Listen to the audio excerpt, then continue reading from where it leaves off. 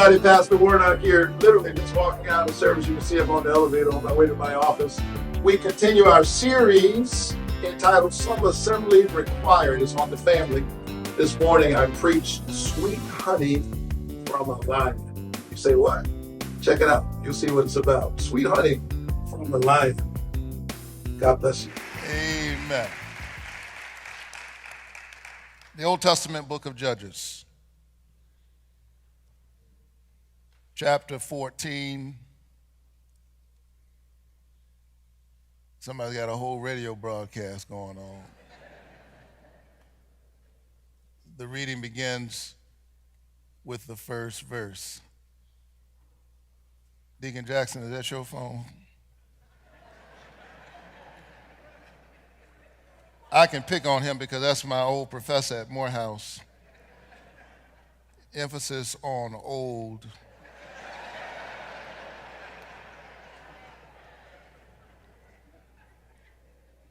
One of y'all young people, show him what to do with his phone.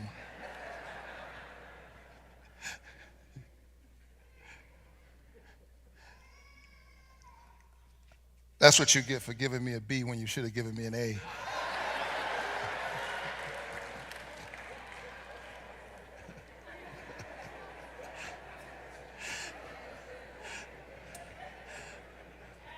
I got the mic now. Judges chapter 14. Beginning with the first verse. Once Samson went down to Timnah, and at Timnah he saw a Philistine woman.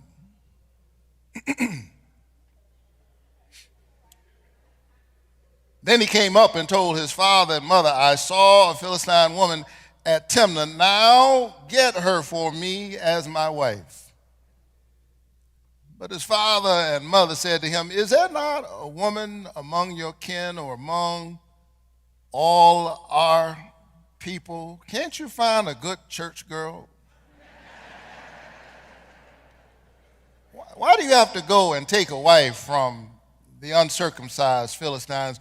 But Samson said to his father, get her for me, because she pleases me. His father and mother did not know that this was from the Lord, for he was seeking a pretext to act against the Philistines. At that time, the Philistines had dominion over Israel. Then Samson went down with his father and mother to Timnah. When he came to the vineyards of Timnah, suddenly a young lion roared at him. The Spirit of the Lord rushed on him, and he tore the lion apart, barehanded, as one might tear apart a kid. But he did not tell his father or his mother what he had done. Then he went down and talked with the woman, and she pleased Samson. After a while, he returned to marry her, and he turned aside to see the carcass of the lion. And there was a swarm of bees in the body of the lion and honey. He scraped it out into his hands and went on, eating as he went. When he came to his father and mother, he gave some to them, and they ate it, but he did not tell them that he had taken the honey from the carcass of the lion. He had taken the honey from the carcass of the lion. I want to talk for just the next little while about sweet honey from a lion. Sweet honey from a lion. Samson's family had high hopes for him. His life was full of promise and potential and possibilities. His life was filled with gifts and graces. His mother and his father could not have been prouder just to be his parents. After all, you go back and read chapter 13, you will know that they did not think that they could become parents. Mama was barren, but God allowed her to give birth in a barren situation. Anybody here know that God can allow you to give birth in a barren situation, that God can allow you to be productive in spaces where people say you might as well give up. You will not be productive in this place. That God can cause water to spring up in the midst of the desert. So over against barren and bleak conditions, they had a child. Not only did they have a child, but they had an extraordinary child with extraordinary gifts. His life full of promise, full of potential, full of possibilities. But here's the thing. Here is the paradox. Samson had his promise, but he also had his problems. And that's all of us. He was strong, and he was weak. Matter of fact, he was very strong, and he was very weak. Samson's parents had high hopes for him, but they would have to learn the hard way that our children come through us. They do not belong to us. Best we can do is do what the Bible tells us to do. Train up the child in the way that she should go, and when he is old, they will not depart. They might detour, but they will not depart. And I wonder if there are any parents here who know what it's like. Are there any grandparents who know what it's like to sit and to watch your child go down a road and you know it's a mistake, but they're just grown enough to do what they want to do, but naive enough not to understand the consequences, and if they just, and you sitting there and you,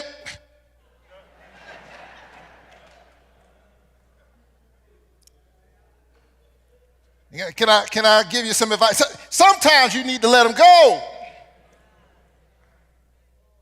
The only reason you know gravity is real is you fell off your bike 2 or 3 times.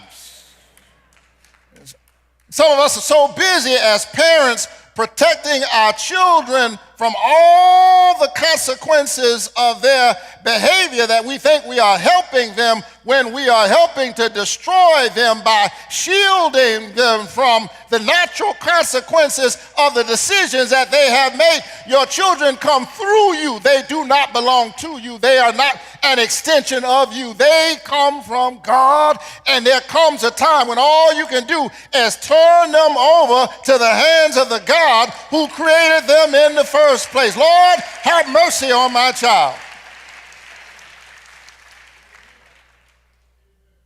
I wonder what Sammy's mother and daddy were thinking as they watched his life unfold. Samson, you remember him, don't you? Even the Sunday school dropout knows who Samson is. Samson, that blessed brother anointed before birth. Samson, who was nurtured from birth as a Nazarite. In other words, he was special. He was set apart. He was a Nazarite. And as a Nazarite, no razor had come upon his head. You can look at me and tell I'm not a Nazarite. He was a Nazarite. As a Nazarite, that means that no strong drink was to come over his lips. I can look at your social media and know that there are not many Nazarites. Or you can sit there and look all holy.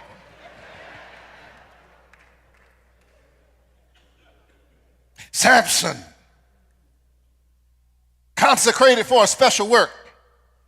Samson, tight muscles and fleecy locks. Samson, the love of every woman, the envy of every man. Samson, the one who laid in Delilah's lap and received the most expensive haircut in history.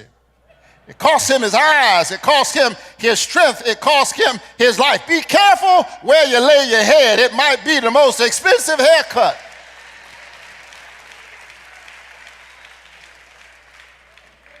I'm not just talking to the brothers, sisters. I'm talking to you too. Be careful. Samson, stronger than every man, but weak to every woman. And he is on his way to Timnah when suddenly and out of nowhere came a young lion. Sometimes trouble just comes out of the woodwork. There he is minding his own business, and out of the woods, out of the woodwork, out of nowhere comes a young lion. Sometimes trouble just comes out of the woodwork and we don't know why, but there are some lessons to be learned while on our way. Suddenly, a young lion roared at him. Young man, young woman, I know you've got plans for your life. Young man, young woman, I know you've got it all figured out. Your life is bursting forth with promise and possibilities. I remember when I was 18 years old, I knew I had it all figured out. I was going to graduate by age 22. You had it all figured out. You're going to have the big job by the time you're 25. You're going to get your Ph.D. by the time you're 26. You're going to get married by the time you're 27. You're going to have 2 kids. You're going to have 3 cars. You're going to have a 3-car garage. You got it all figured out. Can I tell you, it's right to plan. It's right to prepare. But I'm telling you that lions come out of the woodworks.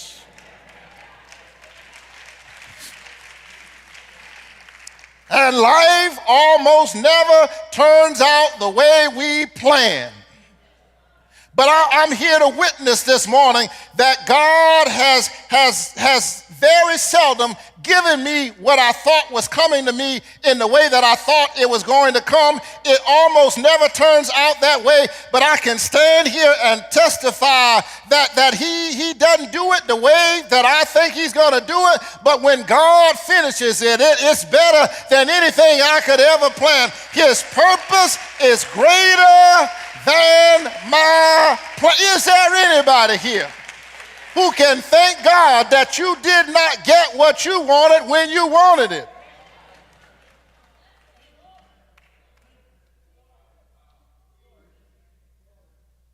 That great philosopher, Mike Tyson,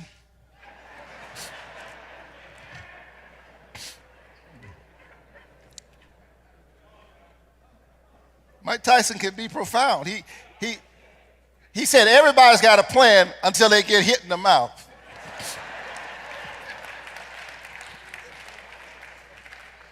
Is there anybody here who don't mind testifying that life hits you in the mouth?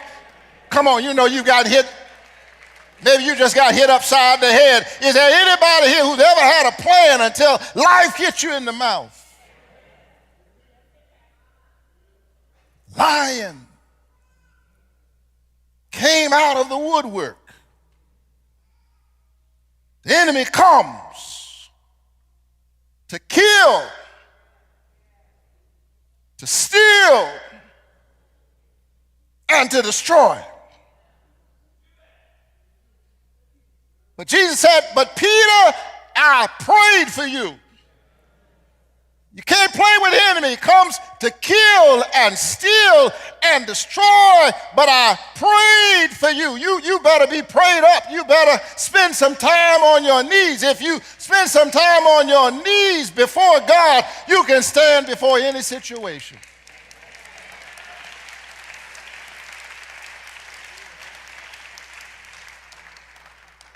God empowers us when lions come out of nowhere.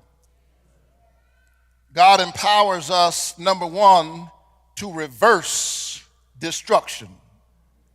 Death can be a kind of lion that devours that which we hold most dear. How broken we were just a few weeks ago, when we learned of the tragic and sudden death of 2 young, promising Morehouse students.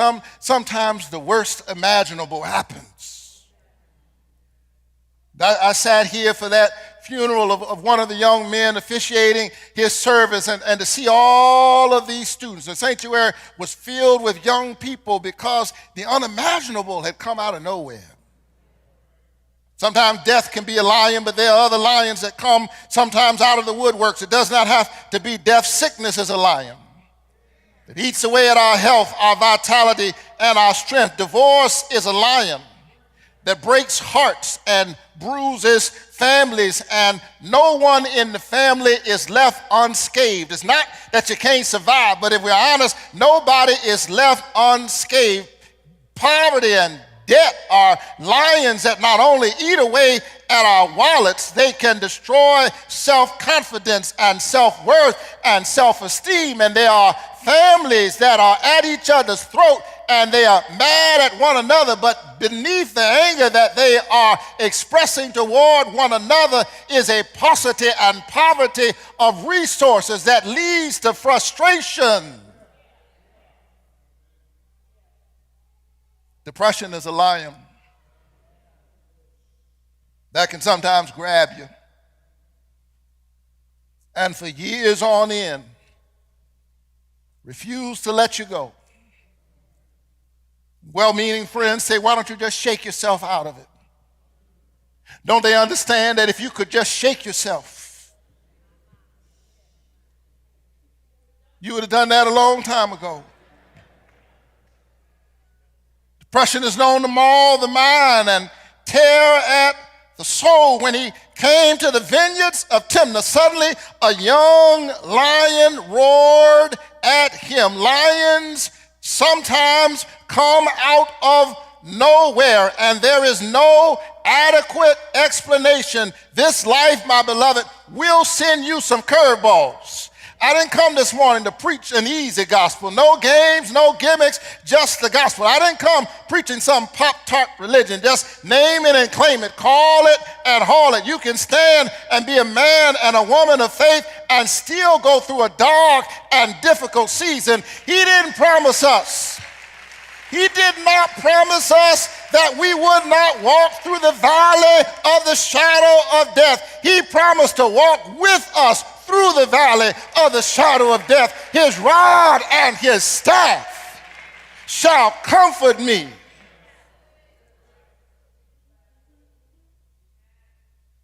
And he came to the vineyards of Timnah.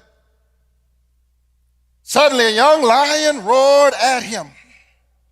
The text says that a young lion roared at him. That's the bad news. The good news is that the Ruach Yahweh, the Spirit of the Lord, rushed on him. Oh, bless him. The lion roared at him, but the Spirit of God rushed over him. The adversary roared at him, but the Spirit overtook him. I'm so glad this morning that when lions roar, God is still real. Why are you so upset that the lion is roaring? That's what lions do. Why are you so upset that the wolf is talking trash? That's what wolves do. Wolves sell wolf tickets. But I've got a God who, when the beast would roar at me, when tongues would rise up against me, in this will I be confident. 1,000 shall fall at your side, 10,000 at your right side, but it shall not come near thee. So glad that when my enemies rose up against me, they stumbled and they fell. I'm so glad that when the adversary attacked, God raised up a standard against him. I'm so glad that when the darts were thrown, Jesus built a fence all around me. I'm so glad that in those shameful places where my sin abounded, grace abounded all the more. So I don't look like what I've been through. Yes, I've had some mistakes. Yes, I've had some ups and some downs, but God looked beyond my faults and saw my needs. God blessed me in spite of me. He crowned my head with hesed. He crowned my head with steadfast love, his steadfast love is greater than life itself. It's not that the lions don't roar, it's that his grace covers me. Anybody here can say, I'm covered. I'm covered. I'm covered in his grace, covered in his love, covered in his power, covered in his faithfulness. If it had not been for the Lord who was on my side, where would I be? I'm covered. I want you to go to work this week and know that I'm covered. When they rise up and talk trash against you, don't say anything. Just stand right there. They won't know why you're doing it.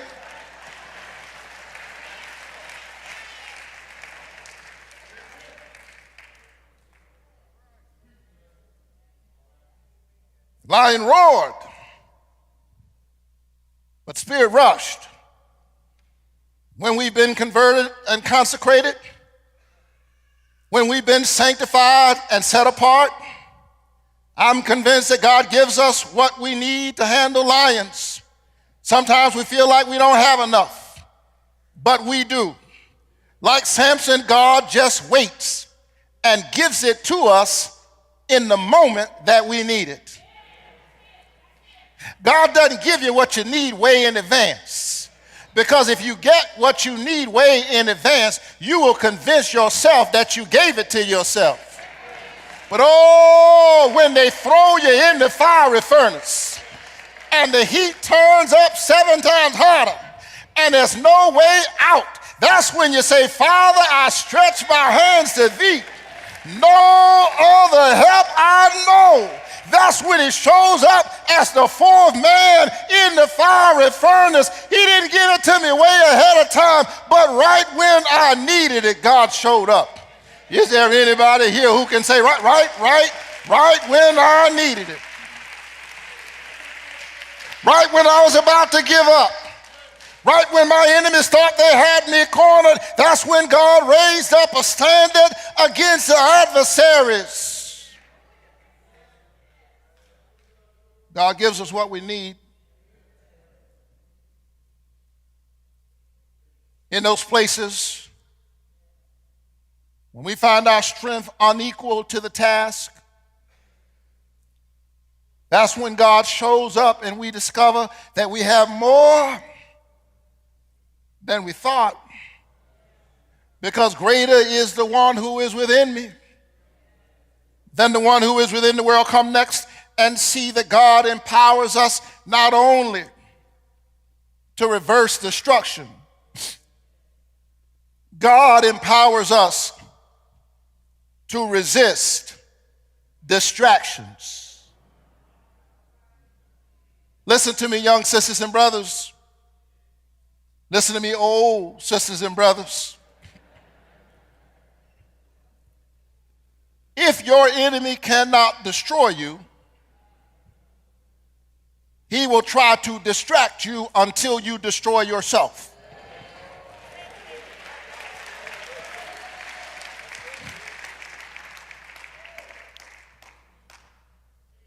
Delilah did to Samson what the Philistine men could not do. If your enemy cannot destroy you, he will distract you until you destroy yourself. The truth is that there are some lions, there are some beasts, there are some burdens that we bring upon ourselves.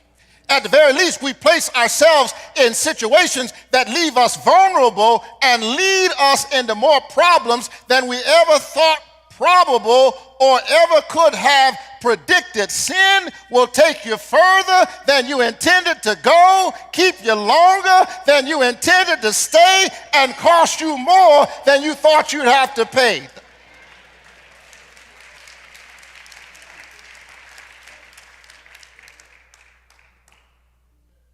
On his way, see a strange woman. On his way to that which was his weakness, whatever yours is, caught up in the hope and the expectation of an exotic encounter with his nose open, his hair flowing, and his feet light, On his way to that which was his weakness, Samson ran into a lion. We don't know her name, but we know that she's a Philistine woman. She comes from a people who have not embraced the God, the great God of Israel, the God of Abraham, Isaac, and Jacob. This is the ancients' way of saying that she did not share his worldview. She did not share his spiritual legacy or understanding. She was not a person of faith. But Samson said to his father, I know she is forbidden. And in a real sense, that's what made her more desirable. She was forbidden. She was foreign. She was fine. She is pleasing to the eye.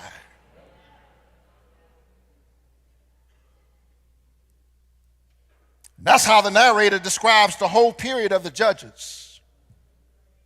It is a time of chaos.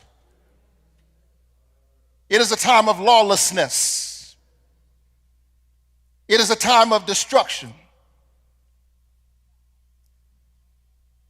Chaos, no real government. They shut the whole government down.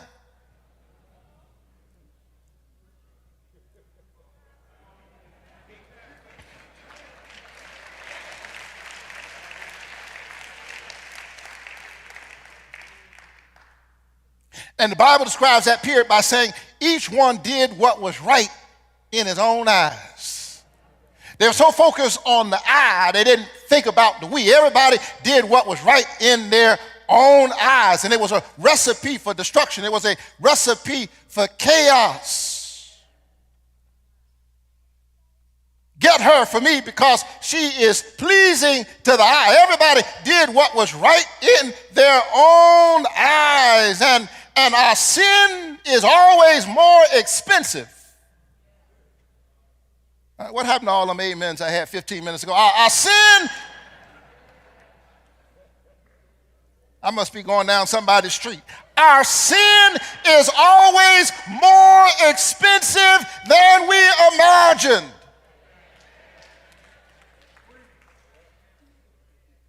Grace will cover you, mercy will hold you, but that doesn't mean that it will shield you from all of the consequences of going down the wrong road. Detours cost.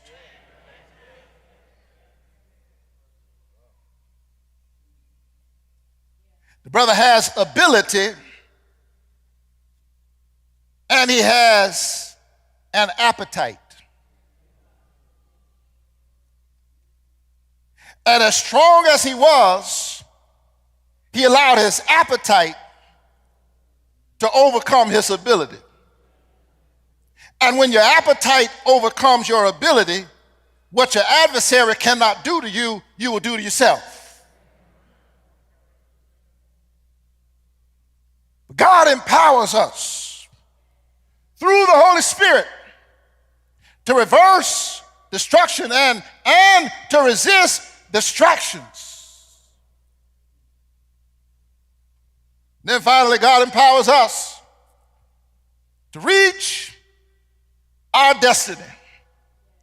Reach our destiny. The lion came out of nowhere. Samson took care of him because no weapon formed against you shall prosper. Lions come.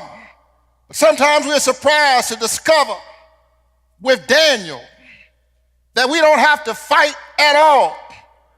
Sometimes when lions come, we don't even have to fight. God can lock the jaws of the hungry lion. You don't have to fight. You don't have to ball up your fist. You don't have to do anything but stand. And having done all to stand, stand therefore. Put on the whole armor of God. Stand and see the salvation of God when they come against you. Stand when you don't know what to do. Stand if you get a bad diagnosis. Stand when others are falling all around you. I dare you to just stand and trust that God is God, that he's not slack he's not slack to his promises. Sometimes you don't even have to fight. And at other times, we, like David, as he faced the lion, sometimes God gives us tools. Sometimes you don't have to fight. And then the other times, God gives you the tools. God gives you a rod and a staff. God gives us tools. God gives us enough resources at our disposal, enough friends in our corner, just enough money in the bank or the check we did not expect to receive. God sometimes gives us the tools. That's what an education is all about, my beloved. It's about getting the tools you need in order to handle the lions that'll come your way. Then sometimes we just stand still. Sometimes God gives us the tools, and then every now and then, the Spirit of God moves upon us, and it comes with such power that, like Samson, we tear into the lions with our bare hands. But however the Lord wants to help, it's all right with me. I don't care how God shows up. I just need God to show up. I just need to know that my Redeemer and my Liberator is nearby. God says, it's not you, it's my Spirit. You can't lock the jaws of lions. It's my Spirit that provides a rod and a staff. It's my Spirit that allows you to tear into things with your bare hands. It's my Spirit that causes you to overcome the tricks of the enemy. It's my Spirit that opened the door for you, so you're sitting in places now you never dreamed you'd be able to sit. It's my Spirit that causes you to recognize that I am the source of your strength. I am the strength of your life, and nothing is too hard for God, not by power nor by might, but by my Spirit. God, whatever you do, send your Spirit. Let it rain down on me. Let it flow through my life. Let it overtake me. God, whatever you do, just let me abide in your Spirit.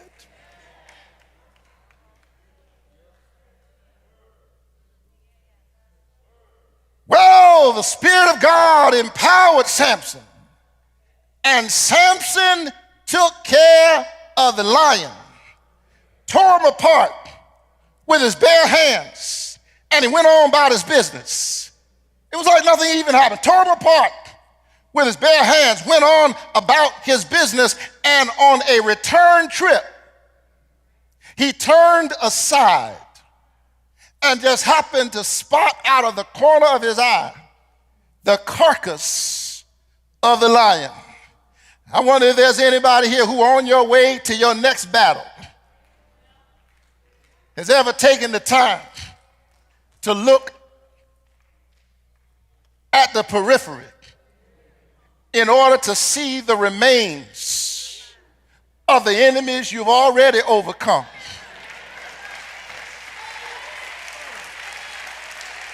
On my way to victory, every now and then, when I would forget that my God is the mighty God, that there is no searching of his understanding, when I would forget that God is stronger, God is mightier, God is more than any problem in my life, every now and then I have to look over in the periphery and see the remains, see the dead carcass of the battles that I've already won. And the reason why I know I'm going to win the next battle is because I know that the same God who was with me yesterday is the same God who's with me today. And he's the same God forever and ever. The same God that brought us through slavery is the same God that brought us through segregation. He's the same God that'll bring us through mega madness. Same God yesterday, today, and forever. You want to look back? Yes! Hallelujah, yes! Hold on, I'm not through yet. He saw the carcass. He saw the carcass of the lion on his way to the next battle. But it's just like God to do more than that. Because not only did he see the carcass of the lion, he looked closer. And in the bleached, dry bones of the lion, bees had created a home and created a honeycomb in the middle of the bones of the lion. And from the wreckage of his enemy dripped sweet honey. Not only is my God powerful, my God is sweet. 'Tis so sweet to trust in Jesus, just to take him at his word, just to rest upon his promise and to know thus saith the Lord. It's just like God to create sweet honey in the midst, in the bones of the adversary.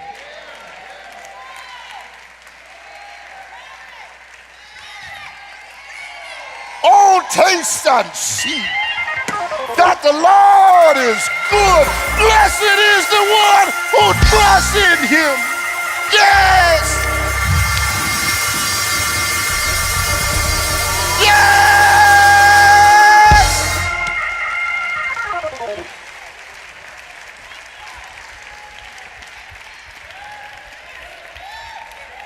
Ah.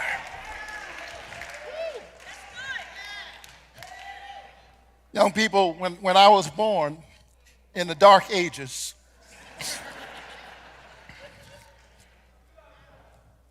Georgia was represented by 2 senators. They were effective, but they were arch segregationists. One said, "We love the Negro in his place, and his place is at the back door." Well, I sit in his seat.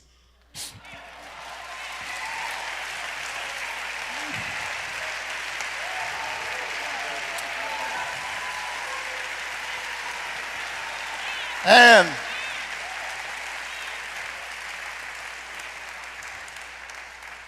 the other senator was so effective that out of 3 Senate administrative buildings, one is named in memory of that great Georgia senator. I don't mind giving honor where honor is due. He was effective. He was a lion of the Senate. But he too was a segregationist. A little while ago, after I won for the 5th time in 3 years,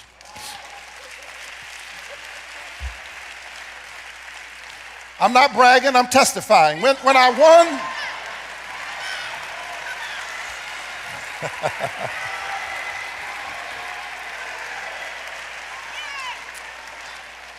they said, "Senator, Reverend, you can now move to another building with a bigger office." I said, "All right, I'll take the bigger office, but find me a bigger office in the same building. I want to stay in the building because I'm a Georgia senator, named after the Georgia senator, because his statue is in this building. And on my way to my office, I get to pass by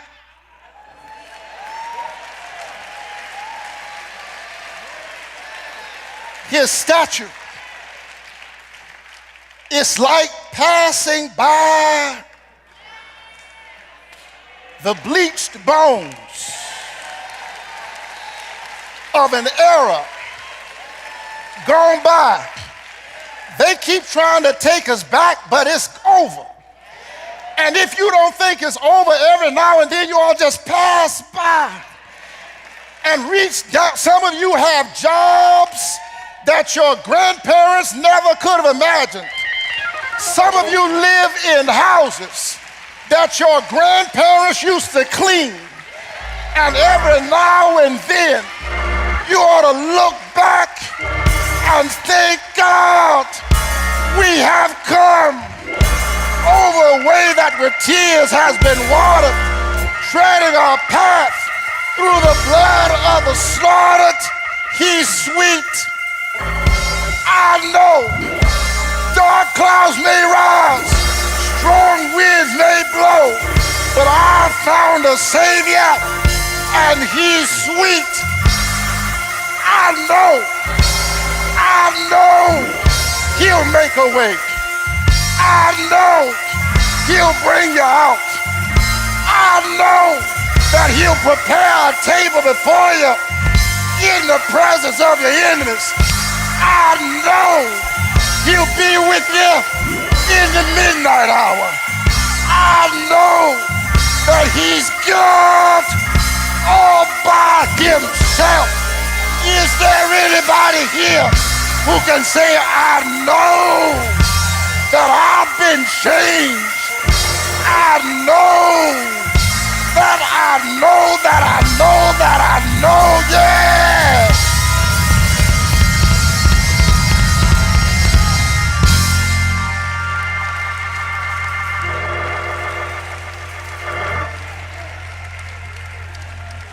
Stand up all over this building.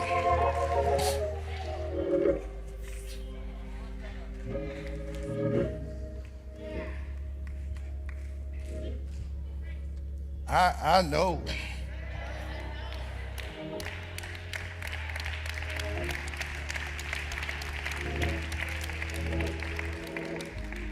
Can I tell somebody who's going through a difficult moment right now that the more bitter the battle, the sweeter the victory. If I never had any problems, I wouldn't know that God could solve them. I wouldn't know what faith in God could do. You're going to face lions. I'm telling you, no matter how smart you are, no matter how sophisticated your plan, lions are going to come out of the woodworks. And you would be foolish, you would be unwise to try to face those lions by yourself, on your own strength, on your own accord. You ought to give your life to the one who is your life, who is your strength, who is your help. You ought to say yes to God through Jesus Christ. And so when we say the doors of the church are open, what we're saying is that if you're here today, you ought to come. Say yes to God. These folks who